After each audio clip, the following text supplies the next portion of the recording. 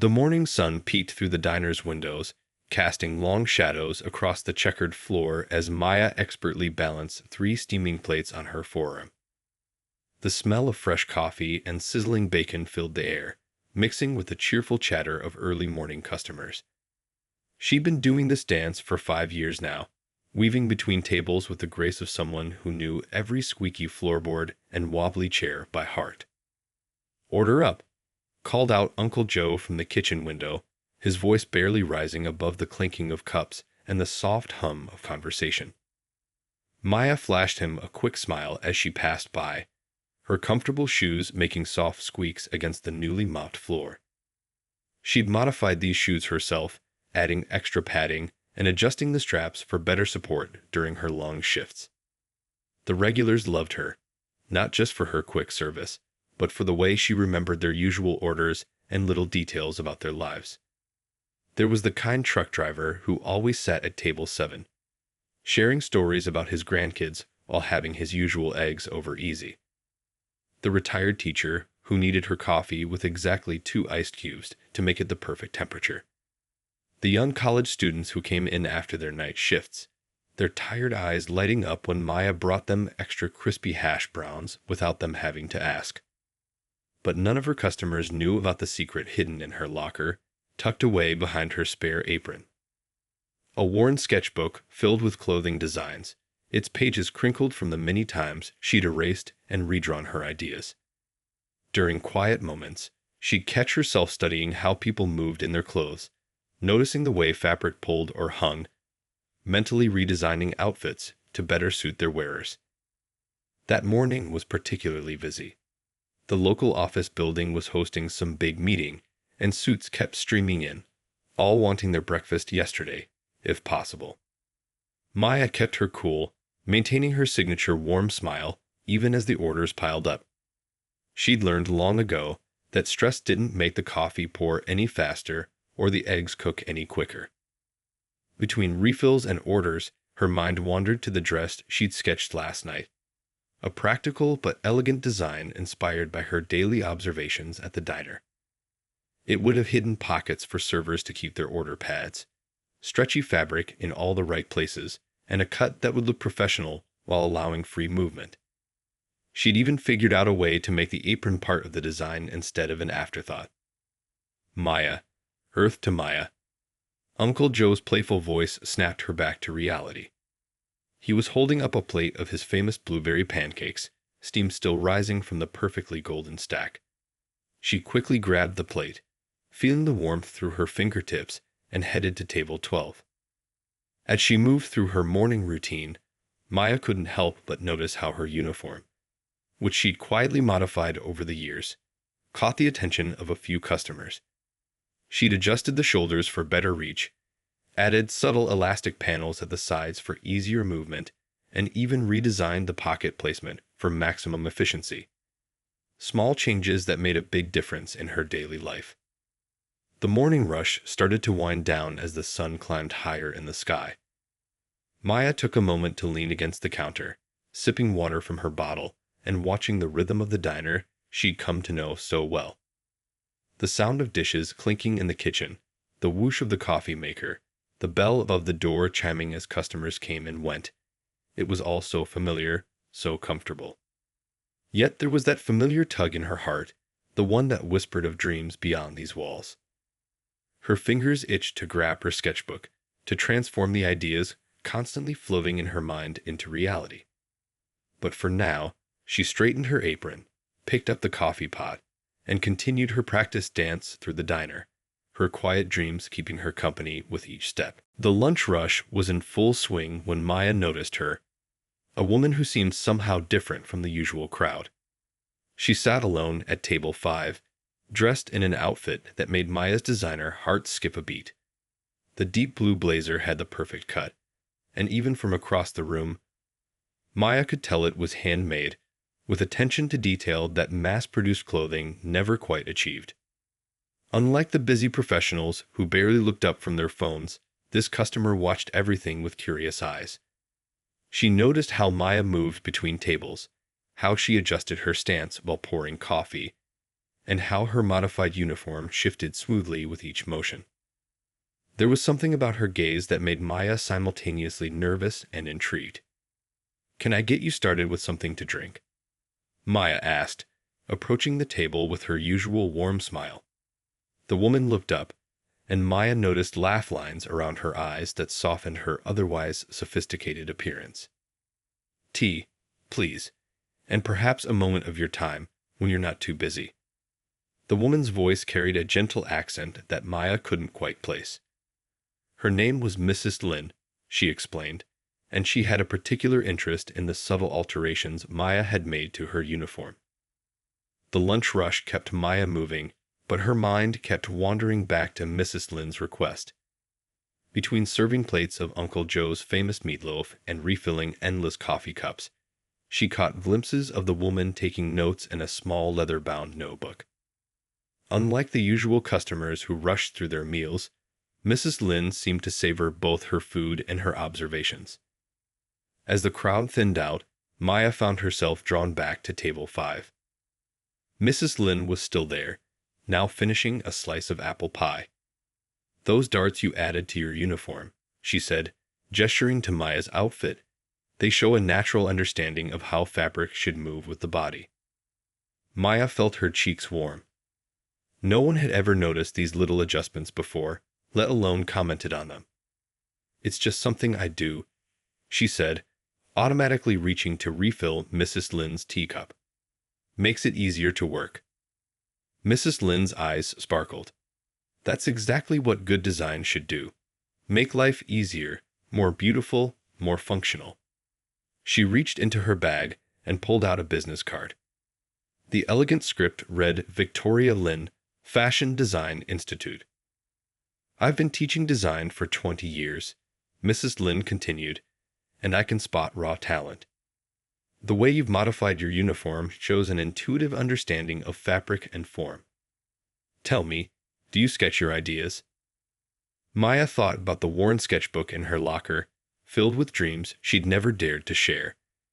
Her heart raced at the idea that someone who actually knew about design, saw something special in her small alterations. Just then, the kitchen bell rang.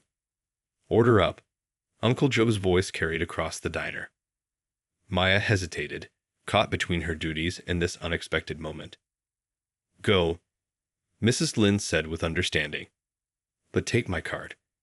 I teach evening classes at the Institute, and I think you have something special to offer. Think about it." Throughout the afternoon, Maya felt the weight of that business card in her pocket. It was like carrying a key to a door she'd always thought was locked. She served plates, cleared tables, and chatted with regulars, all while her mind wandered to her sketchbook, to the possibility that maybe her small adjustments and quiet dreams weren't so small after all. As the afternoon sun slanted through the windows, casting long shadows across the diner floor, Maya found herself looking at her reflection in the chrome coffee maker. She saw herself as she always had, a waitress in a small diner. But now, thanks to Mrs. Lin's words, she also saw something else. A designer who had been practicing her craft all along, even if she hadn't realized it. The business card felt warm in her pocket, like a small ember of possibility waiting to spark into something bigger. For the first time, Maya allowed herself to imagine a future where her sketchbook wouldn't have to hide in her locker anymore. The weight of Mrs. Lin's business card hadn't left Maya's mind for days. She'd taken to pulling it out during quiet moments, running her fingers over the raised lettering, imagining what it would be like to step into that world. But every time she started to dream, her mother's voice echoed in her head. "A stable job puts food on the table. Dreams are nice, but they don't pay the bills." That evening, as the sunset painted the diner windows in shades of orange and pink, Maya was lost in thought while wiping down tables. The card sat in her apron pocket like a small stone, constantly reminding her of the choice she needed to make. "You're going to wear a hole in that table." Uncle Joe's warm voice broke through her thoughts. She looked down to realize she'd been wiping the same spot for several minutes. The old man who'd owned the diner for over 30 years stood there, holding 2 slices of his famous apple pie.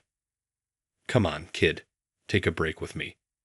He nodded toward the quiet corner booth where he always sat after closing time. Maya smiled, remembering all the times they'd shared pie and stories in that booth over the years. As they settled into the warm leather seats, Uncle Joe pushed a plate toward her. So, want to tell me what's got you cleaning already clean tables? Maya pulled out the business card, now slightly bent at the corners from her constant handling. Uncle Joe adjusted his reading glasses, studying it carefully.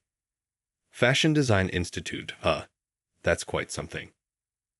Mrs. Lynn said I have talent, Maya said quietly, poking at her pie with her fork. She noticed the changes I made to my uniform. But she trailed off, thinking about her rent, her bills, her responsibilities. Uncle Joe was quiet for a moment, thoughtfully chewing his pie. Then he got up, walked behind the counter, and came back with an old, worn photo album.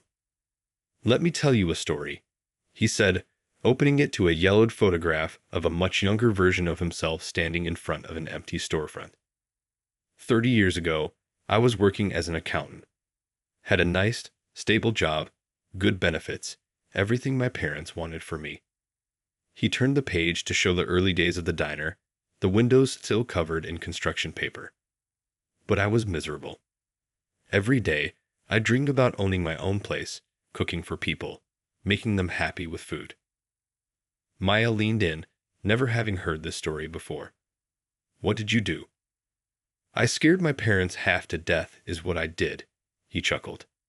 Quit my job, took out a loan that terrified me, and bought this place. Everyone thought I was crazy. Maybe I was. He paused, looking around the diner with pride. But you know what's really crazy? Spending your whole life wondering what if. Maya felt her eyes getting wet. But what if I fail?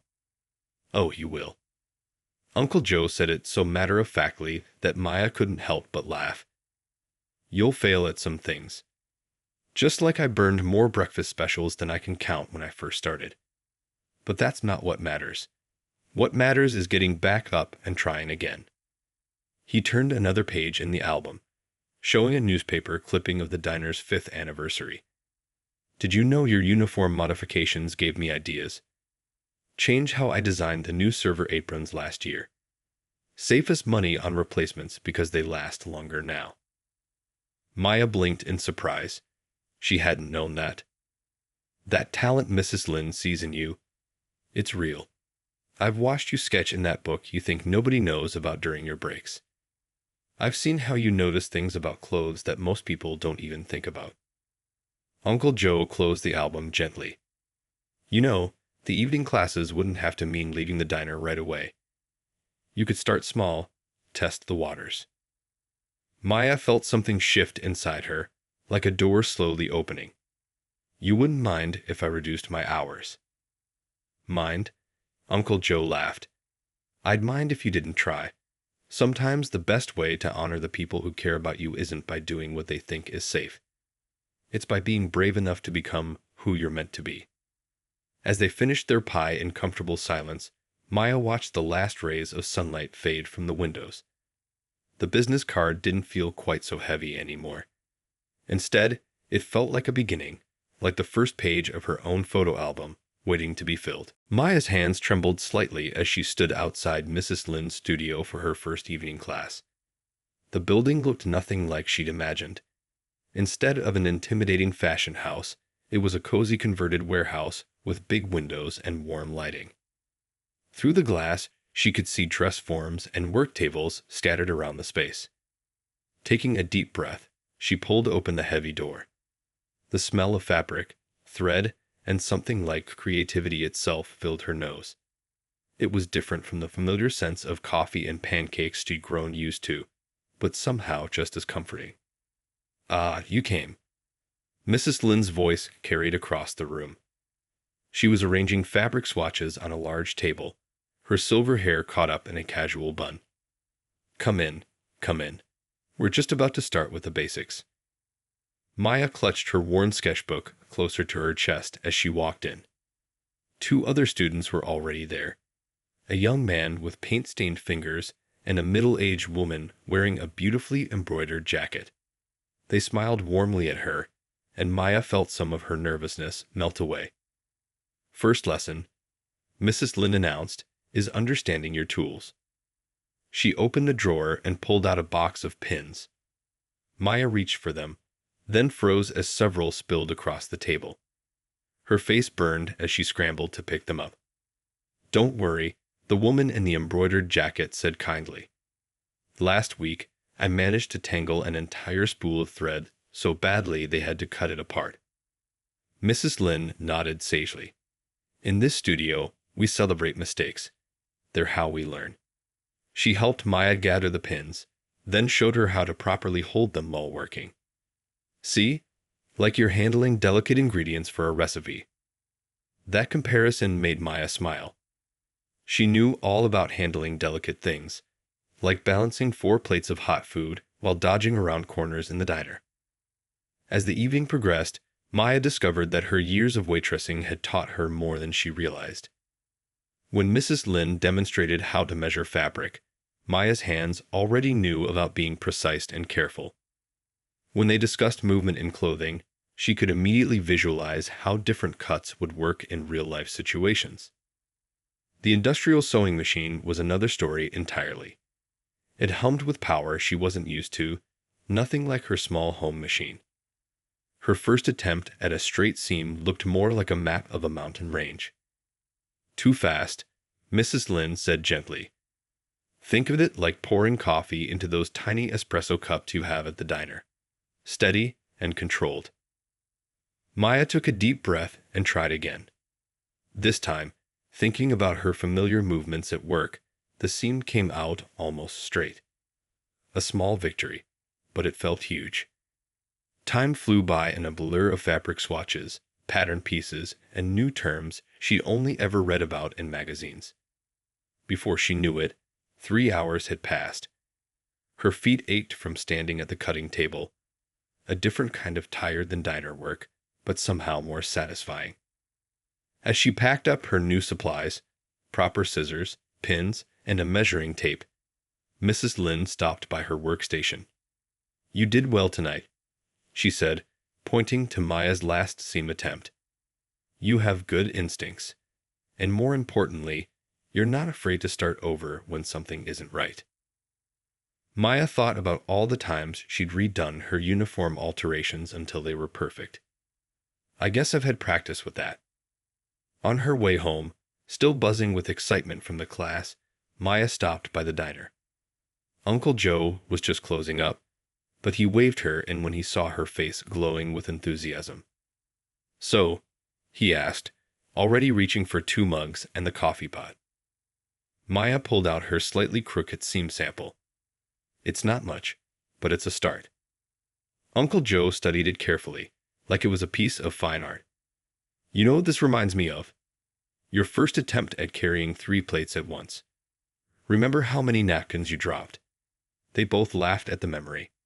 And now look at you, you could probably do it blindfolded. Maya ran her fingers over the stitches she'd made, feeling every uneven spot, every place she'd learned to do better next time. For the first time, her dreams didn't feel like something far away and impossible. They felt like something she could build, 1 stitch at a time. The evening class had just ended when Mrs. Lin asked Maya to stay behind. 3 months had passed since that first nervous night with the scattered pins, and the studio had become Maya's second home.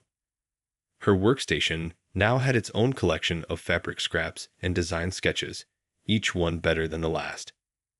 I did something, Mrs. Lin said, pulling out a glossy brochure.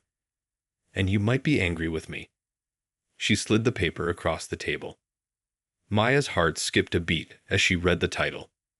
Rising Star Designer Competition. Showcasing tomorrow's fashion leaders. I entered your designs, Mrs. Lin continued, watching Maya's expression carefully. The practical wear collection you've been working on. The judges loved your portfolio. Maya sank into a nearby chair, her legs suddenly weak. But those weren't ready. They're just sketches. Ideas from the diner. Her voice trailed off as she flipped through the brochure, seeing words like prestigious and career-launching opportunity. "They're more than just sketches," Mrs. Lin insisted. "They're solutions to real problems. Your designs understand how people actually move, work, live. That's rare in this industry." Maya thought about her latest project, a series of work clothes inspired by her years of watching people in the diner. Outfits that could transition from a business meeting to chasing after toddlers, clothes that actually had functional pockets, designs that made people feel both comfortable and confident. "The competition is in 6 weeks," Mrs. Lin said softly. "I know it's short notice, but—" 6 weeks. Maya's voice cracked. "To make an entire collection." She thought about her regular shifts at the diner, her evening classes, the barely started pieces hanging on her dress form at home. That night, Maya couldn't sleep. She sat at her small kitchen table, sketching and resketching designs until her hand cramped. Her mind kept wandering to the people she saw every day at the diner.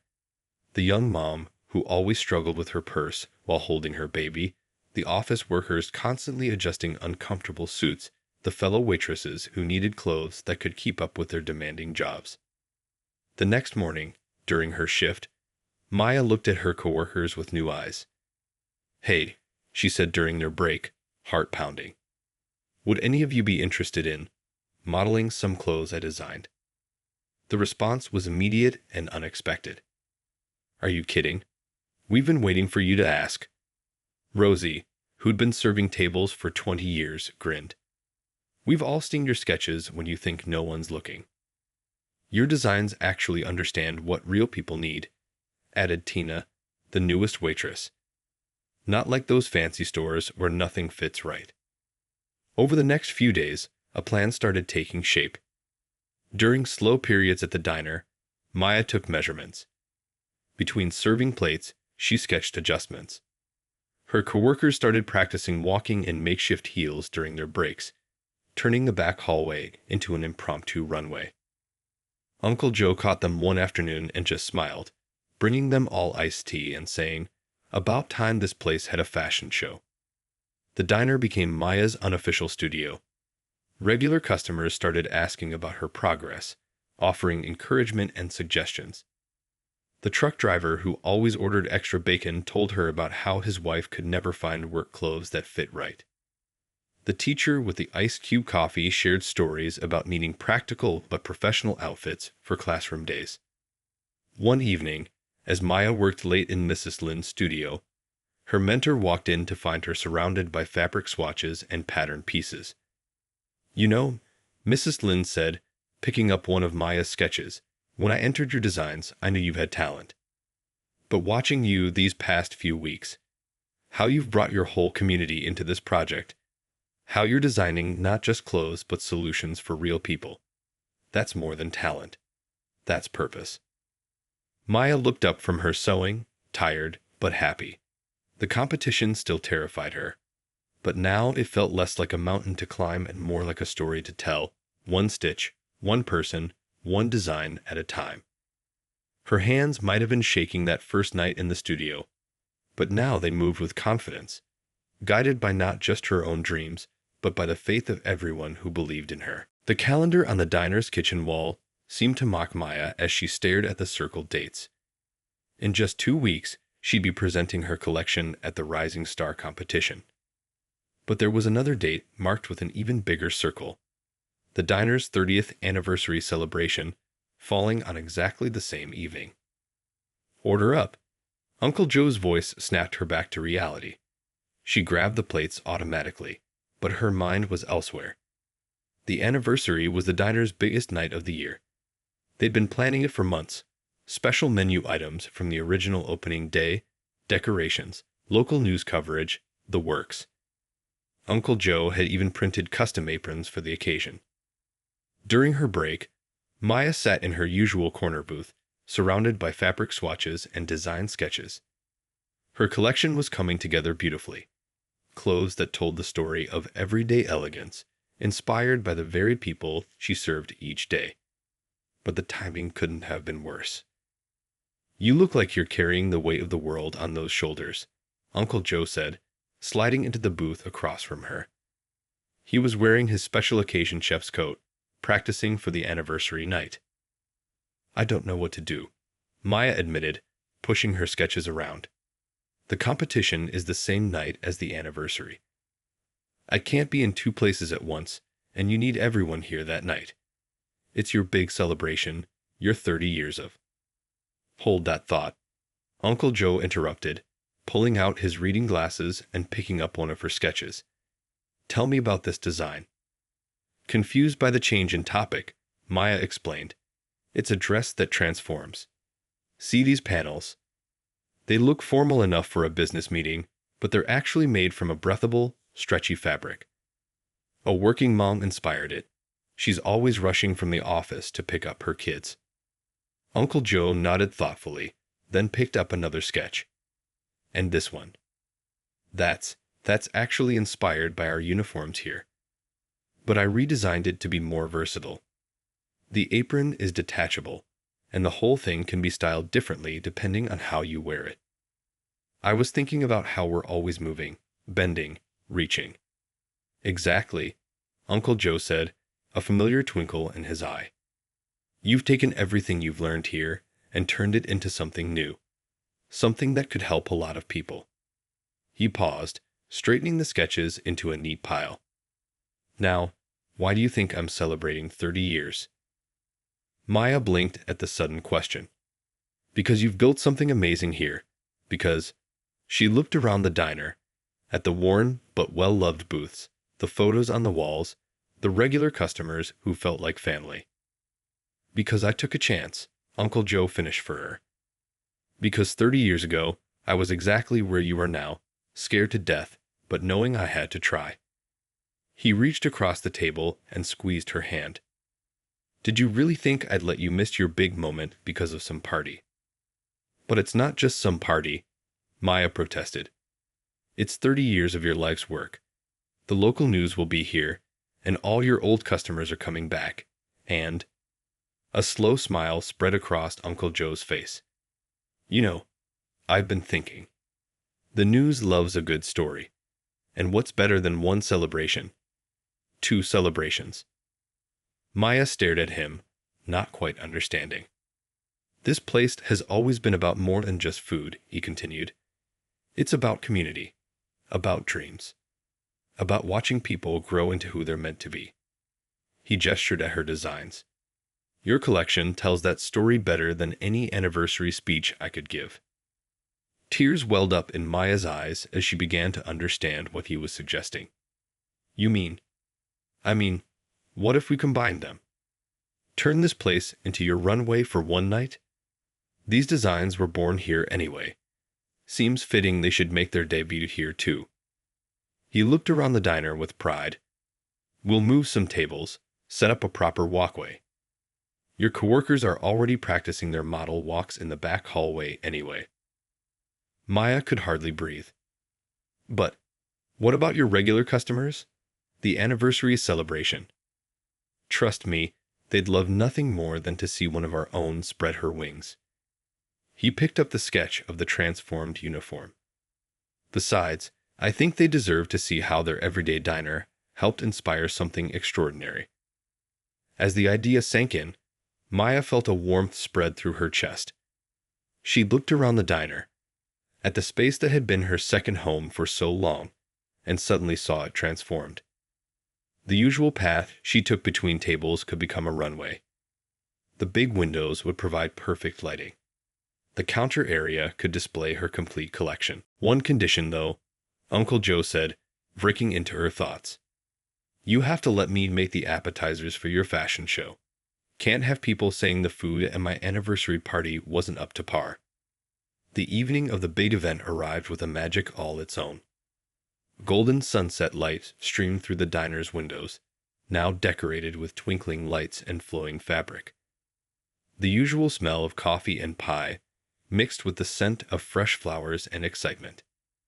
The booths had been rearranged to create an L-shaped runway, with the counter area transformed into a display space for Maya's full collection.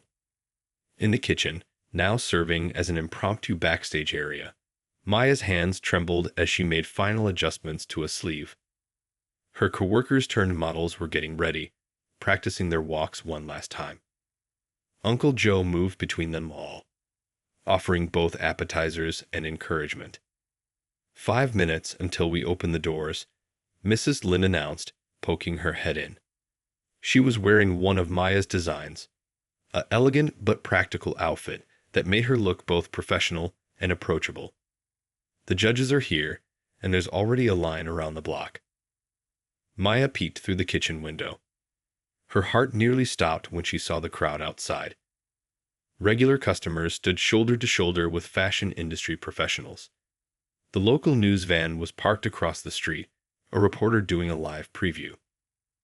"I don't know if I can do this," Maya whispered, but Uncle Joe was right there beside her. "Look at this," he said, holding up a photo from the diner's opening day 30 years ago. "See how terrified I looked. But you know what got me through?" He pointed to the crowd outside. "Community. The same people who believed in this place back then are here to believe in you now." The doors opened, and the diner filled with a buzz of excitement. The competition judges took their seats at the counter, looking curiously at their surroundings. Regular customers found their usual spots, now with a perfect view of the runway. The young mom who'd inspired one of Maya's designs had brought her whole family. The teacher with the iced cube coffee sat nearby, beaming with pride. As Uncle Joe stepped up to make his anniversary speech, Maya watched from behind the kitchen door. 30 years ago, he began, I had a dream of creating not just a diner, but a place where people could feel at home. Tonight, we're celebrating that dream and watching a new one take flight." The lights dimmed slightly, and soft music began to play. Maya's first design walked out. Rosie, the veteran waitress, wearing a revolutionary take on a service industry uniform. The audience gasped as she demonstrated how the outfit transformed from professional wear to evening attire with just a few simple adjustments. One by one, Maya's designs came to life. Tina showcased a business suit that actually moved with the body instead of restricting it. The young dishwasher modeled a line of practical but stylish menswear. Each piece told a story of real people and real needs, brought to life by the very community that inspired them. Between looks, Uncle Joe's special anniversary appetizers circulated through the crowd. The judges scribbled notes, looking increasingly impressed as each design demonstrated both innovation and practicality. Mrs. Lin stood in the back, dabbing her eyes with a napkin. The final look was Maya's masterpiece, a complete reimagining of service industry wear modeled by herself. As she stepped onto the runway, the whole diner erupted in applause. She walked the path she'd taken thousands of times as a waitress, but now each step carried her toward a new future. After the show, as the judges deliberated, the diner transformed back into its usual self, but somehow different. People lingered over coffee and anniversary cake, discussing their favorite designs. The young mom was already asking about pre-orders. The local news reporter interviewed Uncle Joe, who couldn't stop grinning. When the judges announced their decision, no one was surprised. Maya's collection hadn't just won the competition. It had changed how people thought about everyday fashion. But the real victory wasn't in the judges' score sheets or the scholarship they offered. It was in the way her two worlds had come together perfectly. It was in Uncle Joe's proud tears as he hugged her. It was in Mrs. Lin's knowing smile. It was in the realization that sometimes the best dreams don't take you away from where you started. They help you transform it into something even better. 6 months later, the space above the diner became Maya's first studio. She still helps out during a morning rush sometimes, wearing her own designs, of course. The diner's become a unique spot where fashion and comfort food meet, where dreams are served up alongside coffee, and where every new aspiring designer is welcomed with open arms and a slice of Uncle Joe's apple pie. And if you look carefully at the diner's walls, you'll see a new photo next to the one from opening day. A snapshot of Maya on that magical evening, standing between her two families, the diner crew and the fashion world, proof that with enough love and support, there's no dream too big to fit in a small town diner.